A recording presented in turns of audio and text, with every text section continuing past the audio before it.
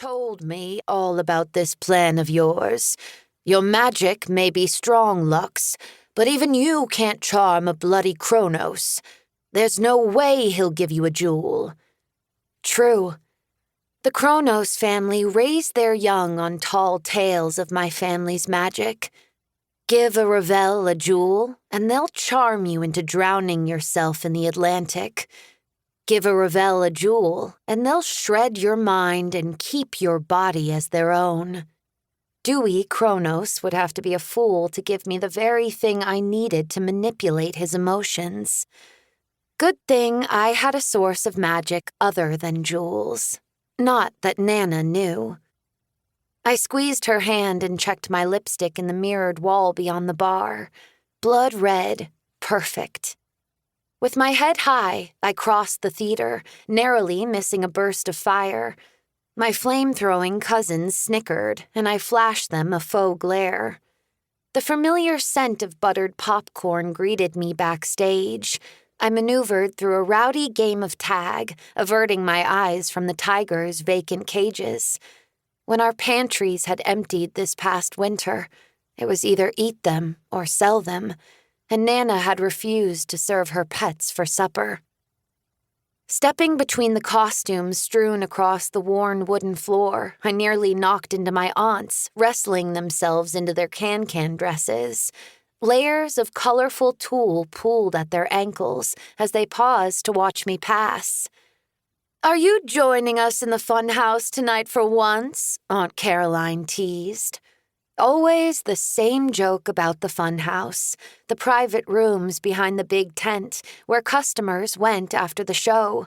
I flashed the haughty smile they'd come to expect. The star shouldn't get her hands dirty. "You're supposed to use your magic, not your hands, silly." She leaned closer, her breath sharp with the champagne they must have pilfered from our last case. "Is that what you're afraid of?" Like the rest of my family, when I was given a jewel, I could charm the gem's giver into believing their fantasies were coming true. No desire was off limits in the fun house. Bloody revenge on arrival, an intimate meal with a beloved celebrity, or the tourist's favorite, bedroom delusions of grandeur. As long as they paid us in jewels, the customers' emotions were ours to bend as we pleased. We didn't even need to touch them. The fantasies were as fake as the enormous diamonds dangling from Nana's ears, but the customers didn't mind, as long as they enjoyed themselves. "I'm not afraid of the fun house," I assured my aunt. "I just need my beauty sleep after the show." Aunt Caroline's grin widened as I patted her cheek and walked away. "You have to join us before too long," she called after me. "The customers don't like 'em wrinkly. And yet you do just fine." Uncle Wolf peered up from his paperwork as I closed his office door, muting my aunt's laughter. Little streaks of silver wove their way through his slicked-back dark hair, and I thought of my mother, his sister, frozen in time, forever black-haired and 29. "What's wrong?" My mask of calm must have faltered.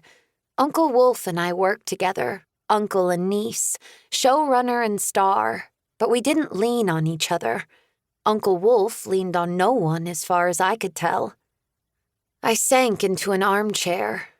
"We're out of champagne. Whiskey's low, too." "Already?" He grabbed a worn notebook and flipped through the pages. "I thought we hid some backstage." "Your thirsty siblings found it." Champagne on opening night was tradition, one Uncle Wolf didn't have the heart to forbid. He never liked the rest of the family to worry. "Did you invite the bootlegger?" His outlandish clown smile tightened to an eerie red line. More than once, I'd seen grown men tremble at the sight of Uncle Wolf in full makeup. "I don't like this plan of yours." "Do you have a better idea?" "No," he admitted. "If we don't secure a liquor contract tonight, then tomorrow..."